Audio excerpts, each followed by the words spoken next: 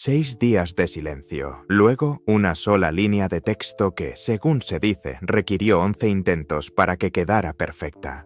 Supuestamente, ese fue el tiempo que tardó el Palacio de Buckingham en pronunciar 4 palabras en público. Se había fijado una fecha, sin rueda de prensa, sin fotógrafo, sin portavoz respondiendo preguntas ante un atril. Solo una firma, una fecha y un silencio previo tan absoluto que los corresponsales de la realeza, que se dedican a seguir de cerca a esta institución, admitieron más tarde, en directo, que jamás lo habían previsto. Recuerden ese detalle, volveremos a él, porque es la clave que desvela todo lo demás en esta historia.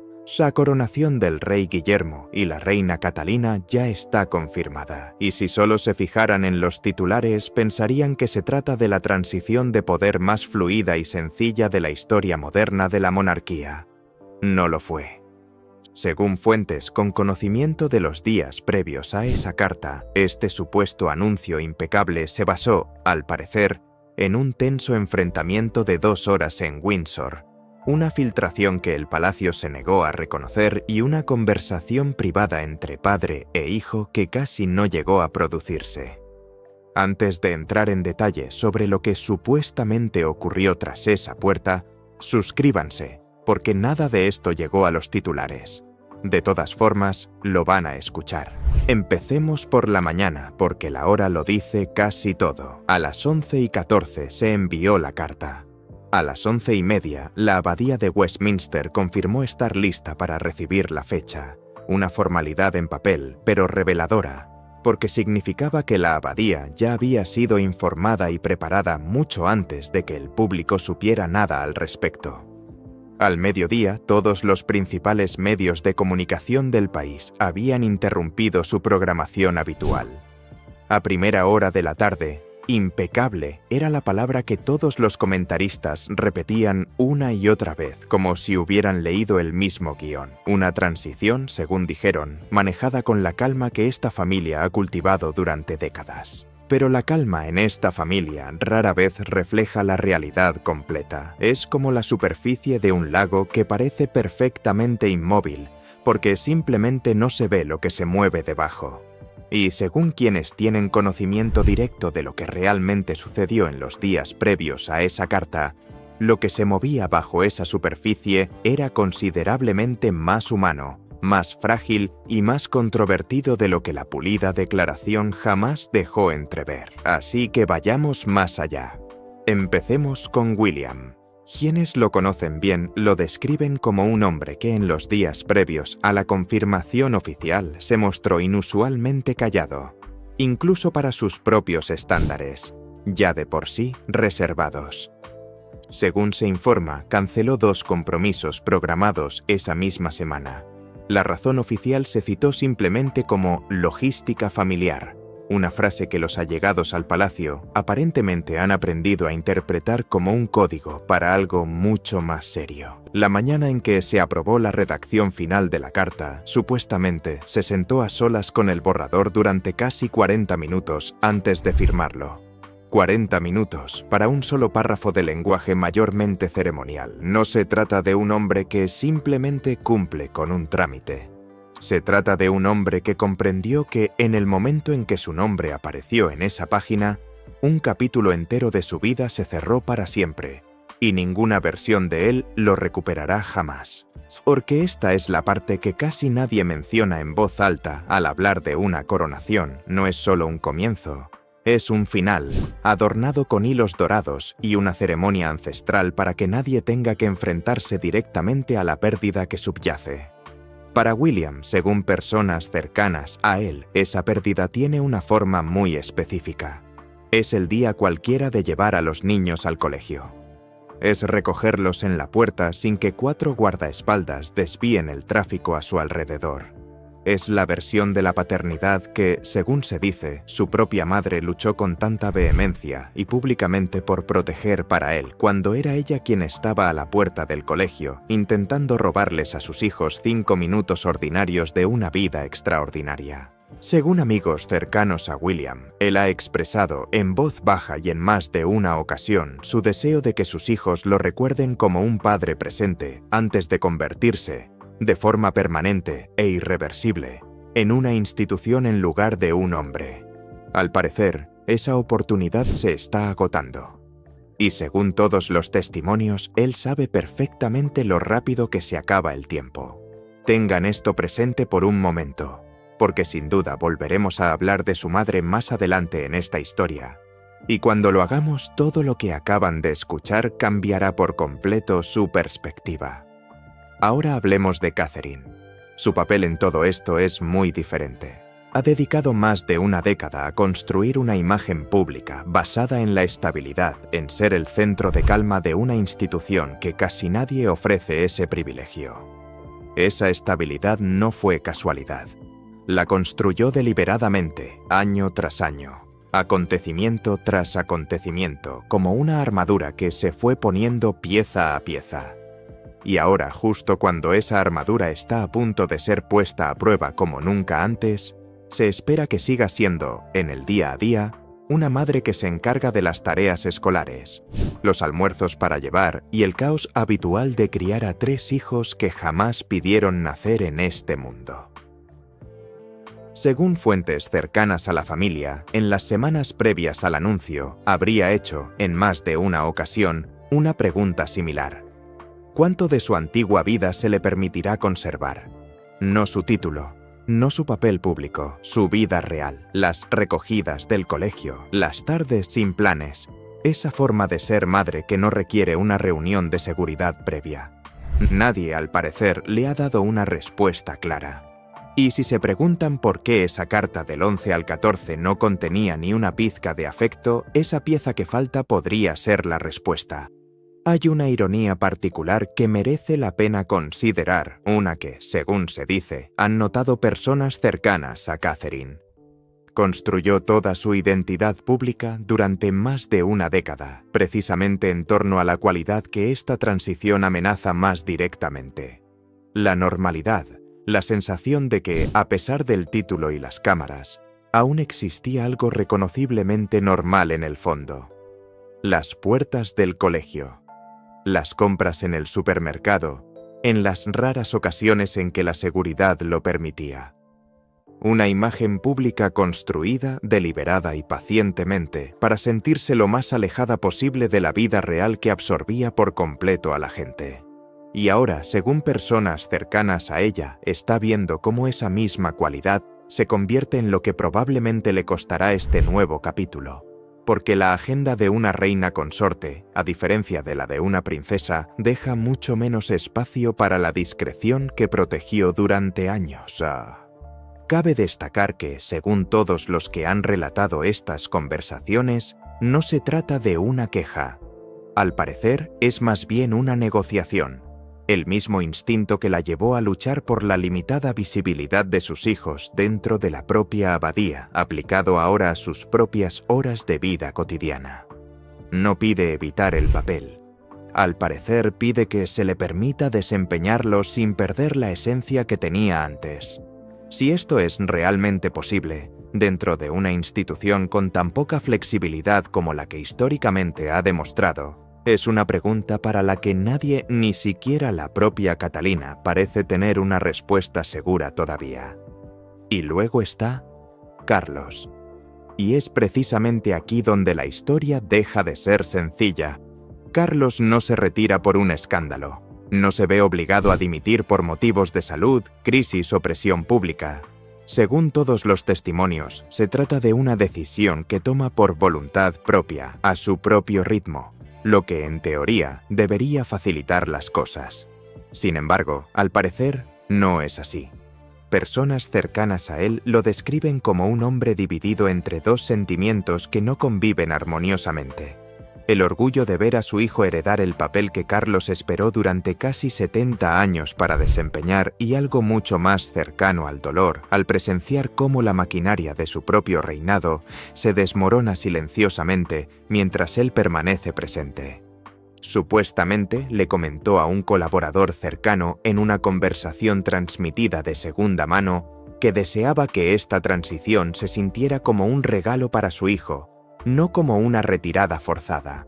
Si la historia lo recordará de esa manera, aún se está decidiendo, literalmente, en la misma negociación en la que estamos a punto de entrar. Y luego está Camila. Si el ascenso de William transforma por completo su vida, la de ella reestructura de igual manera, con mucha menos libertad para decidir el momento. Su título cambia, su precedencia en los actos públicos cambia. Toda una identidad pública, cuidadosamente construida durante 2 décadas de rehabilitada opinión pública, ahora se redefine por una ceremonia cuya fecha, según se dice, ella no fijó, y sobre la que nunca obtuvo una votación formal. Quienes conocen la planificación del palacio la describen afrontando la transición con la misma compostura pública que ha demostrado durante años. Pero en privado, según personas cercanas a la casa, supuestamente ha expresado una verdadera preocupación sobre cuánto de su posición actual sobrevivirá intacta a este cambio. Una mujer que dedicó 2 décadas a ganarse su lugar en esta familia, ahora tiene que ver cómo ese lugar se rediseña silenciosamente, según el calendario de otra persona. 5 personas. 5 situaciones completamente diferentes. 5 penas silenciosas, ocultas tras una carta aparentemente segura y sin fisuras. Y aún no hemos llegado a la sala donde se decidió la fecha. Vale la pena detenerse un momento más en Carlos porque su posición en toda esta secuencia es verdaderamente única, y es fácil pasarla por alto. Todos los demás personajes de esta historia están asumiendo un rol. Guillermo, la corona, Catalina, el papel de consorte para el que nunca se preparó como él. Camila, una identidad pública redefinida que debe presenciar. Carlos es el único en toda esta historia que se desvincula de algo. Y según todos los testimonios, esa particular renuncia tiene un peso específico, uno para el que esta institución prácticamente no tiene un modelo moderno. Consideremos qué es lo que realmente está dejando atrás. No se trata solo de un título, aunque este es de suma importancia. Se trata de la rutina diaria de décadas, las cajas que se entregaban cada mañana, las visitas de Estado, el ritmo particular de una vida construida enteramente en torno a ser la persona ante quien el país rinde cuentas. Según personas que han trabajado estrechamente con él a lo largo de los años, Carlos pasó gran parte de su vida adulta esperando un rol que, una vez que llegó, desempeñó durante un periodo que muchos cercanos a él describen como más corto de lo que él secretamente esperaba. Ahora, deliberadamente y por voluntad propia, decide renunciar al trono voluntariamente, de una forma que casi ningún monarca moderno anterior a él había hecho en circunstancias tan tranquilas y sin oposición. No hay ninguna enfermedad que obligue a tomar esta decisión. Ningún escándalo, ninguna crisis. Simplemente un padre que, según se dice, ha decidido, tras reflexionar, que el mejor regalo que puede darle a su hijo es un trono sin sombra que lo oculte. Si lo analizamos con objetividad, es algo extraordinariamente inusual. La mayoría de las transiciones de poder en la mayoría de las instituciones se producen porque quien se marcha ya no tiene voz ni voto. Carlos, según todos los testimonios, aún conserva esa libertad de elección, y al parecer opta por retirarse de todos modos, precisamente porque comprende que aferrarse a la presencia, incluso en una pequeña muestra simbólica, corre el riesgo de socavar silenciosamente la línea divisoria que Guillermo defendía en aquella reunión de 2 horas en Windsor, lo cual replantea la cláusula en disputa desde una perspectiva diferente. No se trataba simplemente de que Guillermo impusiera su autoridad sobre su padre.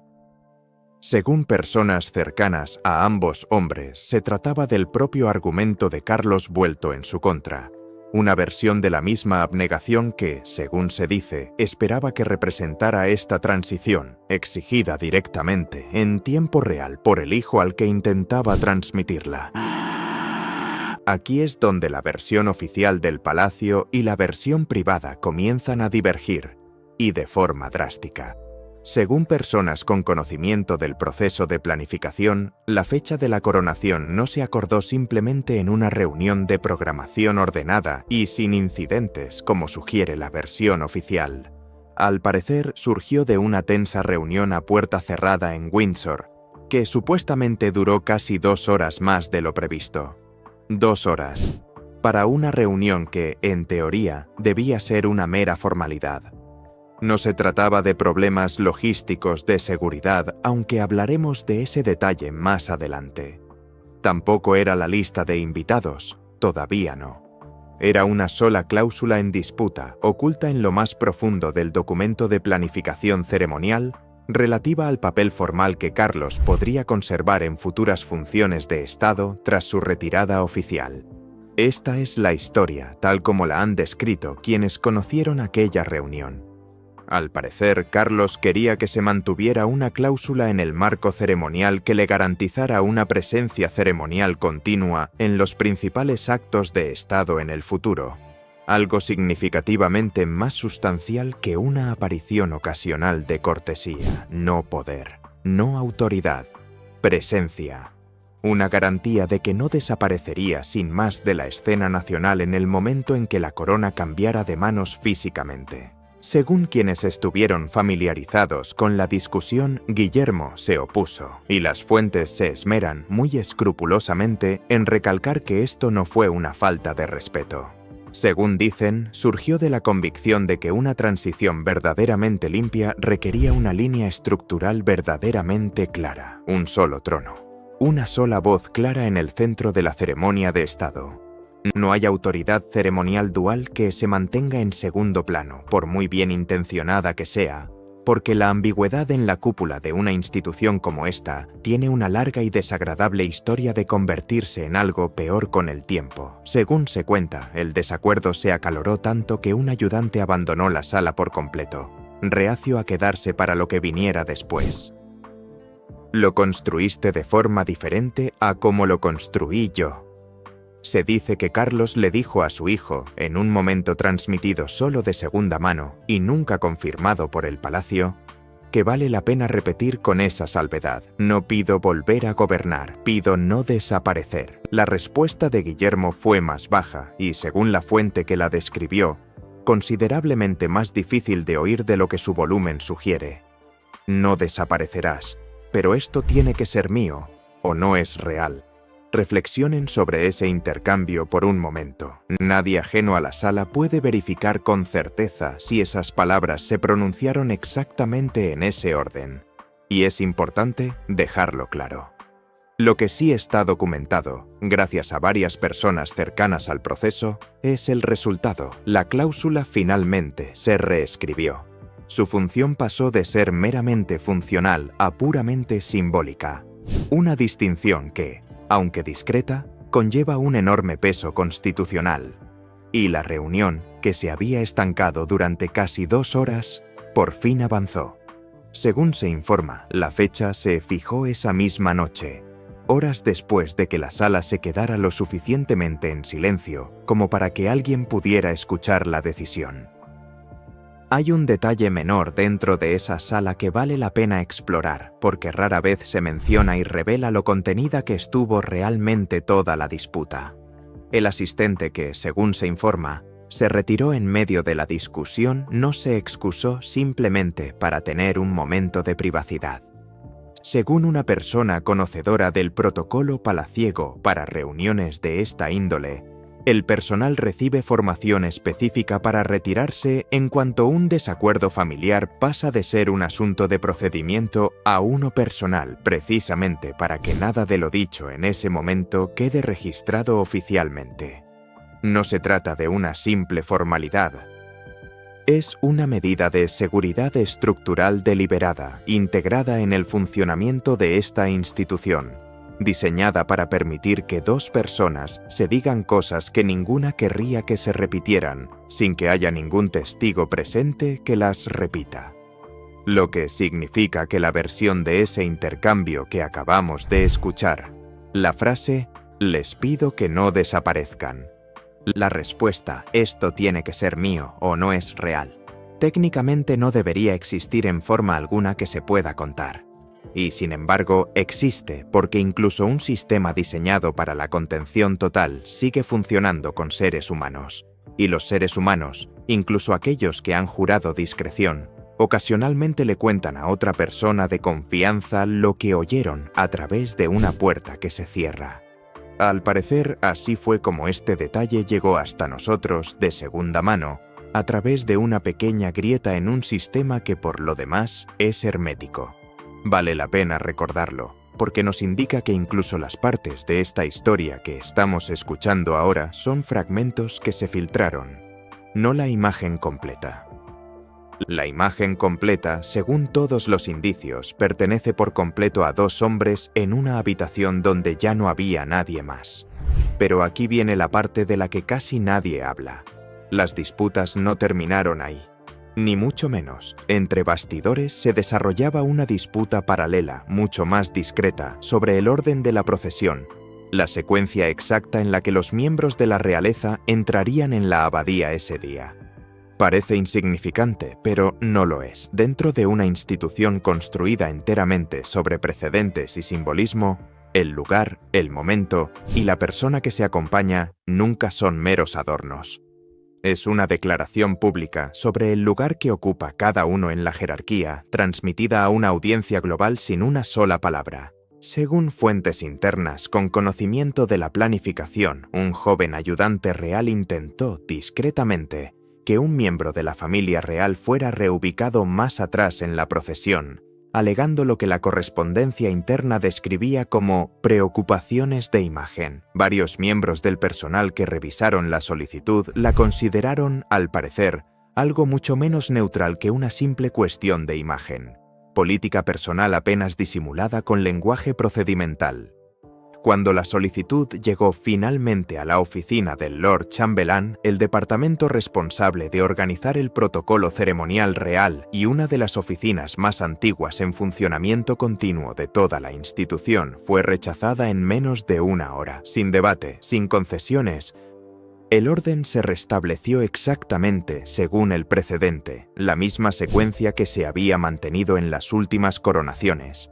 Y la solicitud del ayudante se archivó discretamente, sin ser mencionada, pero, según todos los testimonios, no olvidada por quienes lo presenciaron. Ese es el tipo de detalle que jamás aparecerá en un comunicado de prensa. Pero dentro de la maquinaria de una coronación, estas pequeñas disputas territoriales ocurren constantemente. Por la distribución de los asientos, por los horarios, por quién se coloca exactamente dónde cuando las cámaras inevitablemente los captan. El público casi nunca ve nada de esto. Quienes lo organizan jamás olvidan ni un segundo. Y aquí está el momento que, según múltiples fuentes con conocimiento de lo que sucedió después, lo resolvió todo. No la reunión, ni el memorándum, ni siquiera el orden de la procesión, aunque se restableció. Una conversación privada entre Guillermo y Carlos 3 días después de aquella sesión disputada en Windsor, sin ayudantes presentes y sin registro formal más allá de lo que cada uno decidió compartir posteriormente, con sus propias palabras y en su propio tiempo con sus allegados. Cuenta la historia que Carlos llegó al estudio de Guillermo una noche, llevando algo pequeño en la mano. Una vieja carta doblada, escrita décadas atrás de puño y letra de la reina Isabel, dirigida a un joven Carlos en vísperas de su investidura como príncipe de Gales. Según se dice, no se la había mostrado a nadie en todos los años transcurridos desde que la recibió. La colocó sobre el escritorio entre ellos y durante un largo rato guardó absoluto silencio. William lo leyó en completo silencio. Su contenido nunca se ha hecho público, y según todos los indicios, nunca lo será. No se trata de una laguna en la información, sino de una barrera deliberada y permanente que mantienen todos los que saben con exactitud lo que estaba escrito en esa página. Pero quienes han hablado de aquella noche describen un cambio visible en la expresión de William mientras lo leía. La tensión de los días anteriores, la reunión de 2 horas, la cláusula en disputa, todo el peso de la situación se desvaneció visiblemente de sus hombros en ese mismo instante. Se dice que miró a su padre y le hizo una sola pregunta. «También lo escribió para mí, ¿verdad? Solo que antes». Charles, según se cuenta, simplemente asintió. No ofreció más explicaciones. Aparentemente no eran necesarias. Aquella noche no hubo una gran disculpa. No se leyó ninguna resolución formal. No hubo apretón de manos ni fotografía para conmemorar el momento, porque hay cosas que esta familia ha aprendido, a través de duras experiencias públicas, a no escenificar para nadie. 2 hombres en una habitación silenciosa, uno soltando algo que había guardado en secreto durante décadas, el otro comprendiendo por fin, de una forma que ningún documento informativo podría haberle enseñado, exactamente lo que se le estaba entregando. La cláusula se mantuvo suavizada. La fecha se mantuvo fija. Y cualquier tensión que se hubiera acumulado durante esas 2 horas adicionales en Windsor, supuestamente se disolvió, silenciosa y completamente, en algo mucho más cercano a la comprensión. Para cuando la carta oficial llegó al público a las 11:14 de la mañana, nada de esa historia privada era visible en su interior. Solo una fecha, una firma, y una nación que ya especulaba sobre códigos de vestimenta y distribución de asientos en menos de 1 hora. Pero los más cercanos a la familia insisten en que la calma que se percibía tras el anuncio no era fingida, fue ganada silenciosa y costosamente en una habitación a la que nadie más tendría acceso. Hay algo que vale la pena comprender de esa carta de la reina Isabel antes de continuar, porque su significado aparentemente va más allá de un simple momento privado entre padre e hijo. Según fuentes cercanas a la práctica de los archivos reales, la difunta reina era conocida, durante todo su reinado, por escribir breves notas personales a sus familiares antes de importantes eventos institucionales. Estos documentos, al parecer, nunca se publicaron, sino que se conservaron en colecciones privadas familiares en lugar de en el archivo real oficial. Esto significa que la carta a Carlos, escrita décadas antes de su investidura, no fue un gesto único e inédito. Se cree que fue una de varias cartas similares que escribió a lo largo de su vida, la mayoría de las cuales nunca se han descrito públicamente con detalle y cuyo contenido solo conocía el familiar al que iba dirigida cada una. Este contexto es importante porque reinterpreta lo que Carlos hizo realmente en el estudio de Guillermo aquella noche. No estaba creando un objeto extraordinario y único cuya existencia nadie conocía. Al parecer, por primera vez, decidió compartir algo privado que, según sugiere una colección privada de cartas similares, su madre creó deliberadamente, una y otra vez, precisamente para que quienes heredaran la institución tuvieran algo a lo que aferrarse en la sala antes de la ceremonia, cuando nadie más estuviera presente. Lo que significa que, según personas con conocimiento del archivo privado de la familia, podría existir en algún lugar una versión de esa misma carta, escrita para quien suceda a Guillermo, esperando su momento de tranquilidad dentro de décadas. Ahora bien, aquí viene la parte de la historia que la mayoría desconoce. Los 6 días previos a la carta, no los posteriores. Porque mientras Guillermo y Carlos resolvían su desacuerdo, 3 días después de aquella reunión en Windsor, se gestaba silenciosamente una tormenta aparte, mucho menos privada, en torno a la oficina de prensa del palacio. Esta tormenta no tenía casi nada que ver directamente con la familia, sino con la maquinaria que la rodea. Según se informa, la cláusula en disputa, la relativa al futuro papel ceremonial de Carlos, se filtró fragmentadamente a 2 medios distintos en las 48 horas posteriores a la finalización de la reunión en Windsor. No el contenido exacto de la discusión ni la redacción específica, simplemente el hecho de que se había producido un desacuerdo y que la fecha de la coronación, que se daba por decidida semanas antes, se había retrasado debido a una disputa interna sin resolver. Para un equipo de comunicación que se enorgullece de controlar con precisión el orden en que la información llega al público, esto se trató internamente casi como una auténtica crisis. La respuesta fue inmediata y en retrospectiva revela casi todo sobre la meticulosidad con la que se gestionó este anuncio entre bastidores.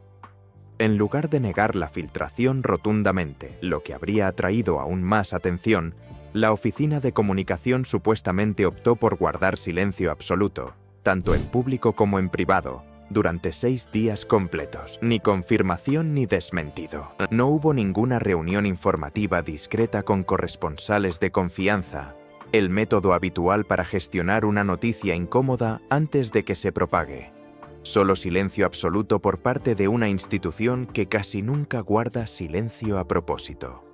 Según quienes están familiarizados con el asunto, ese silencio es la verdadera razón por la que el anuncio final resultó tan abrupto. No fue abrupto por casualidad. Fue abrupto deliberado, una decisión calculada para dejar que los fragmentos filtrados se disiparan en silencio, en lugar de arriesgarse a alimentarlos con una respuesta oficial que pudiera confirmar más de lo que el Palacio quería confirmar. 6 días de silencio seguidos de una carta concisa y minimalista con fecha y nada más. Ese no es el comportamiento de una institución que avanza a su propio ritmo. Ese es el comportamiento de una institución que acababa de pasar una semana entera conteniendo la respiración. Y según alguien con conocimiento del proceso de aprobación final, esa carta pasó por 11 borradores distintos durante esos 6 días de silencio forzado. 11. Cada versión se redujo más que la anterior, eliminando frases que supuestamente incluían los primeros borradores, expresiones como un nuevo capítulo para la familia o continuidad. Los lectores de prueba en la oficina de comunicaciones consideraron que el lenguaje sonaba demasiado ensayado, demasiado ansioso por vender la emoción del momento, en lugar de simplemente describirlo. La versión final, la que se publicó, era deliberadamente sencilla. Una fecha, una firma, nada más. Porque después de todo lo sucedido a puerta cerrada, la cláusula en disputa, 6 días de silencio, la familia, según se informa, quería que la versión pública de este momento no reflejara esa tensión visible. Esa es la verdadera razón por la que la carta se sintió tan minimalista cuando finalmente se publicó. No porque no hubiera pasado nada detrás de ella.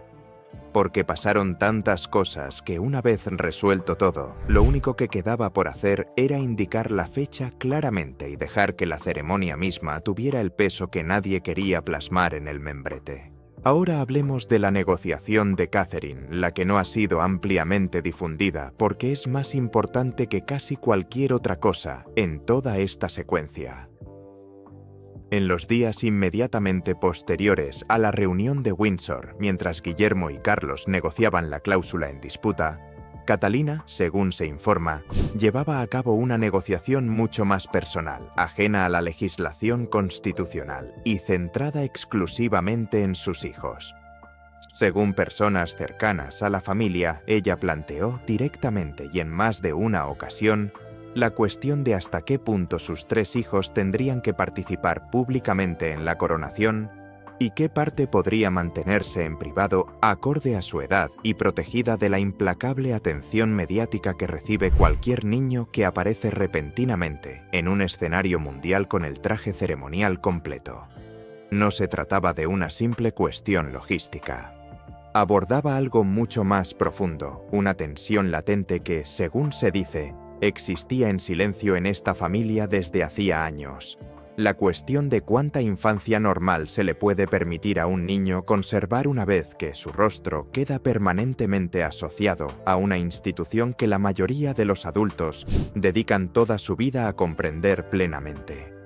Según fuentes cercanas a estas conversaciones, Catalina presionó para que su hija mayor solo fuera visible durante el mínimo ritual exigido por el protocolo, y sus 2 hijos menores quedaran prácticamente fuera de la secuencia pública principal. Esta postura, al parecer, requirió varias rondas de negociación con la misma oficina ceremonial, que solo unos días antes había estado resolviendo discretamente las disputas sobre el orden de la procesión entre los adultos. Según una persona con conocimiento de las conversaciones, la oficina del Lord Chambelán se mostró comprensiva, pero realmente limitada, atada por precedentes que se remontaban a generaciones atrás respecto a la presencia visible de los herederos directos en una coronación. Finalmente se llegó a un acuerdo, uno que solo se hará evidente el día de la ceremonia, en la disposición específica de la ubicación exacta de los niños, la duración de su estancia y las partes de la ceremonia en las que se les exige estar presentes en comparación con el hecho de que sean trasladados discretamente a un anexo privado dentro de la abadía. Es un detalle que casi nadie que vea la transmisión notará conscientemente. Pero para Catherine, según quienes han hablado del tema, representó una de las pocas victorias genuinas que sintió haber conseguido en todo el periodo previo al anuncio, un pequeño límite, casi imperceptible, trazado alrededor de los años normales que les quedaban a sus hijos. Ahora hablemos de Camilla, porque su historia tampoco terminó donde la dejamos. Esa misma semana, mientras Guillermo y Carlos resolvían sus diferencias y Catalina negociaba la visibilidad de sus hijos, Camila, según se informa, lidiaba con una cuestión aparte y considerablemente más delicada que involucraba a su propia familia extensa, el grado de inclusión formal de sus hijos de su primer matrimonio en la ceremonia de coronación. Esta cuestión carecía prácticamente de precedentes claros, ya que la situación en sí no tiene precedentes reales en la historia de la realeza moderna. Fuentes cercanas a la planificación describen varias rondas de conversaciones discretas sobre este punto, en las que, según se informa, participaron la oficina del Lord Chambelán, el Colegio de Armas, organismo responsable de la heráldica y la precedencia, y el propio despacho de Camila. Todos ellos abordaron una cuestión que se situaba en la intersección de la tradición, la familia y una institución que históricamente ha tenido dificultades para integrar a las familias mixtas dentro de su rígida estructura ceremonial. La resolución final, según quienes la conocieron, otorgó a sus hijos una presencia formal pero limitada, visibles durante momentos específicos de la ceremonia, sin el peso ceremonial que se concede a los miembros directos de la realeza. Un compromiso cuidadoso y deliberadamente calculado, del tipo que esta familia ha perfeccionado discretamente cada vez que la tradición y la realidad moderna chocan y ninguna de las partes está dispuesta a ceder por completo. Según personas cercanas a ella, Camila describió la resolución en privado como suficiente, una palabra que, dependiendo del tono, puede significar una satisfacción genuina o una decepción cuidadosamente controlada, discretamente aceptada. Nadie fuera de su círculo más íntimo sabe con certeza a qué versión de suficiente se refería realmente. Y todo indica que no tiene intención de aclararlo públicamente. 3 negociaciones distintas, simultáneas y totalmente invisibles para el público, convergiendo todas en la misma fecha límite de las 11:14, resueltas, cada una a su manera, en los días inmediatamente anteriores al envío de esa carta. No es una coincidencia. Así es como se ve desde dentro una institución en funcionamiento bajo una enorme presión interna. 3 o 4 problemas distintos que se gestionan a la vez por personas que, más allá de los títulos y la ceremonia, siguen siendo una familia que resuelve los mismos desacuerdos que cualquier otra familia, solo que con 700 años de precedentes observándoles y una audiencia global esperando al otro lado de la puerta. Hay un detalle más que conviene entender antes de llegar a la ceremonia, ya que explica por qué incluso la fecha elegida no fue tan sencilla como parecía.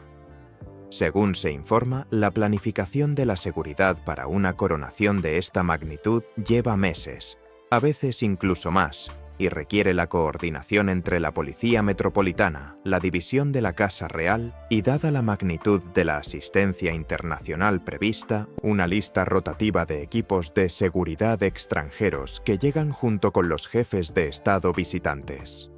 Según una persona familiarizada con el proceso logístico, la fecha finalmente elegida no fue la primera opción que se barajó internamente.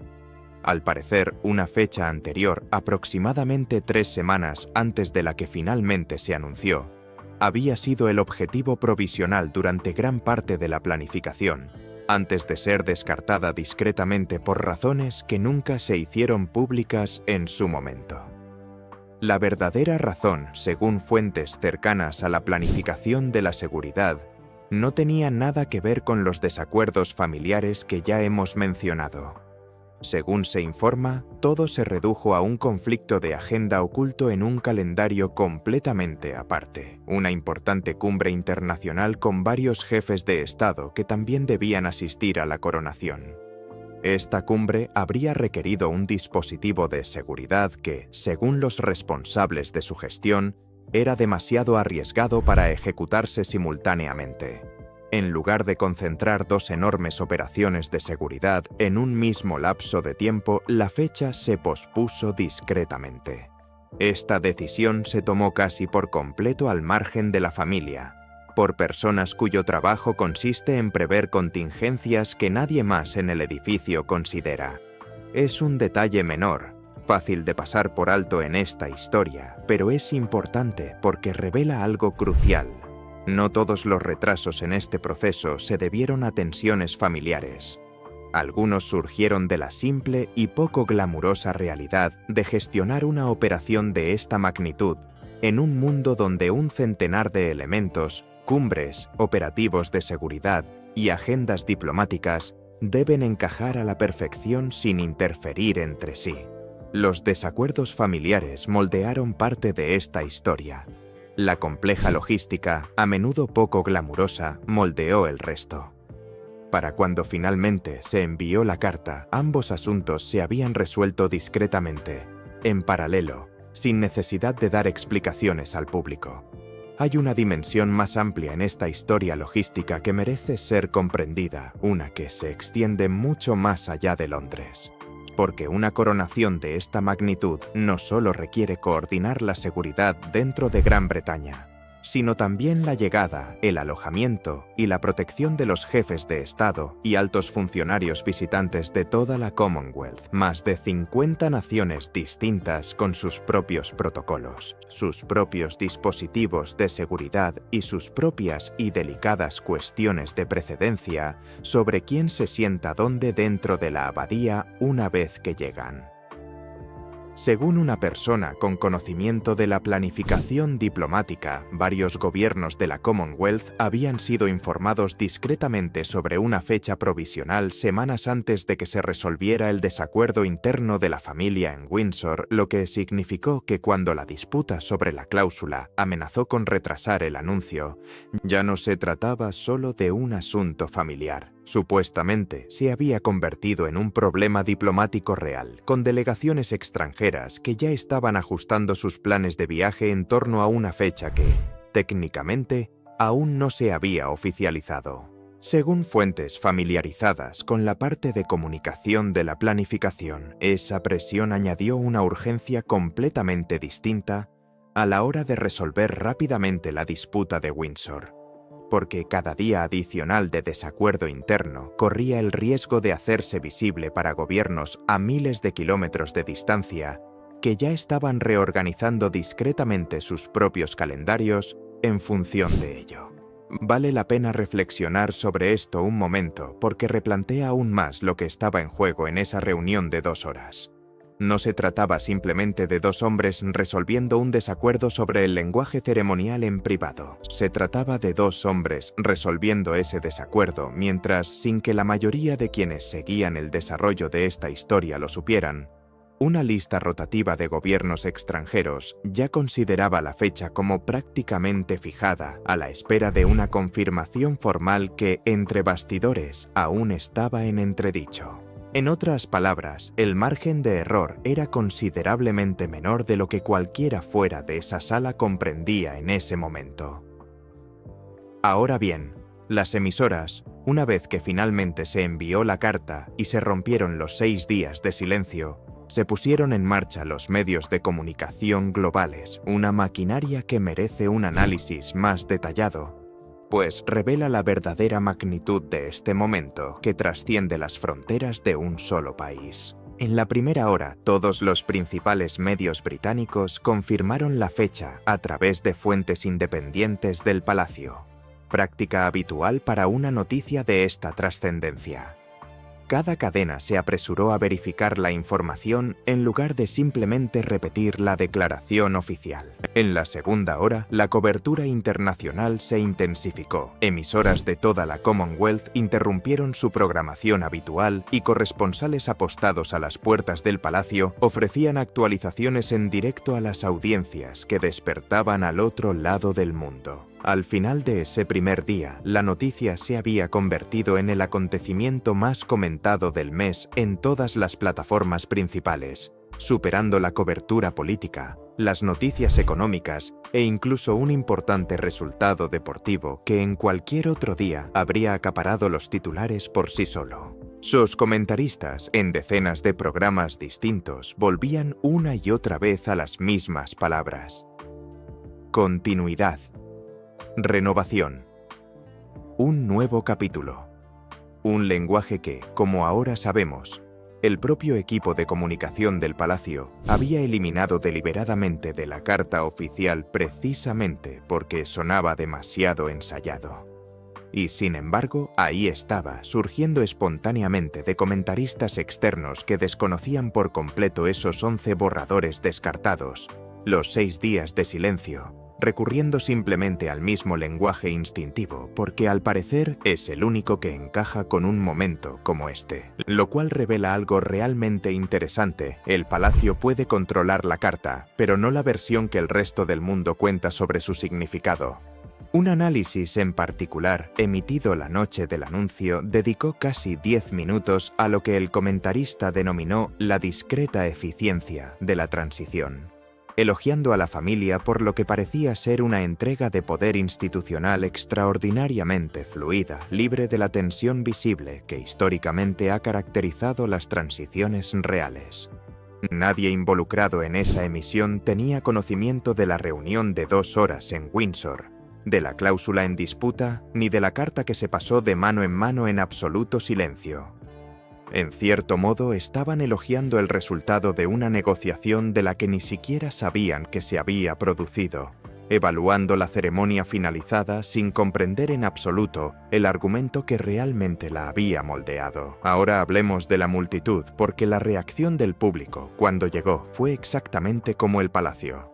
En cierto modo, debía de haberla esperado. A las pocas horas del anuncio, la gente se congregó frente a las puertas del palacio. Dejaron flores en las rejas incluso antes de que los noticieros de la tarde hubieran terminado de procesar la noticia. Alzaron a los niños en hombros para tomarles fotos que sus padres probablemente conservarán para siempre, guardarán en álbumes y sacarán décadas después para sus nietos, quienes no comprenderán del todo el revuelo. Un vídeo en particular terminó superando a todas las demás noticias del día. Una niña de no más de 6 o 7 años de pie frente a las puertas del palacio con una corona de papel, ondeando una pequeña bandera con una alegría tan sencilla que no necesita contexto ni explicaciones. Fue espontáneo, improvisado. Nadie organizó su presencia allí. Y se convirtió casi al instante en la imagen más repetida de todo el anuncio, un símbolo accidental de la continuidad que esta familia había pasado toda una semana luchando, discutiendo y reconciliándose en secreto para proteger. Esa niña no tiene ni idea, y probablemente nunca la tendrá, de que el momento exacto en que fue fotografiada coincidió casi a la perfección con el fin de 6 días de silencio, con 11 borradores descartados que finalmente dieron con un 12º que les pareció adecuado, y con 3 negociaciones familiares distintas que finalmente llegaron a un acuerdo viable. Simplemente estaba feliz una mañana cualquiera entre semana ondeando una bandera frente a unas puertas. Y de una manera extraña, ese era precisamente el motivo de todo. No la ceremonia, no el membrete. Una niña de 6 años sintiendo de forma sencilla y breve que algo bueno le estaba sucediendo a su país. Y en algún lugar de esas imágenes, si uno realmente sabe lo que ve, se encuentra la recompensa de todo lo que sucedió tras esas puertas, la cláusula que se reescribió durante una tensa reunión de 2 horas, la carta que se mostró por primera vez en décadas. El orden de la procesión que se mantuvo exactamente donde 700 años de tradición dictaban que debía estar. Nada de eso era visible para la niña con la corona de papel, ni para los millones de personas que vieron ese video y simplemente sintieron por un instante algo cálido y sencillo sobre su país. Todo, cada cláusula disputada y cada reconciliación silenciosa estaba presente de todos modos, bajo la superficie, sosteniendo todo el momento como un andamio que nadie debería ver. Ahora, finalmente, volvamos a Diana, como prometimos al principio, porque hay un detalle aquí que replantea casi todo lo que han escuchado hasta ahora. Anteriormente mencionamos el recuerdo que, según se dice, William guarda. Su madre le decía que el trabajo nunca se trataba realmente de la ceremonia, sino de los 15 minutos previos, cuando nadie te ve, cuando tienes que decidir completamente solo si de verdad piensas lo que vas a decir delante de todos. Lo que aún no hemos dicho es de dónde proviene ese recuerdo.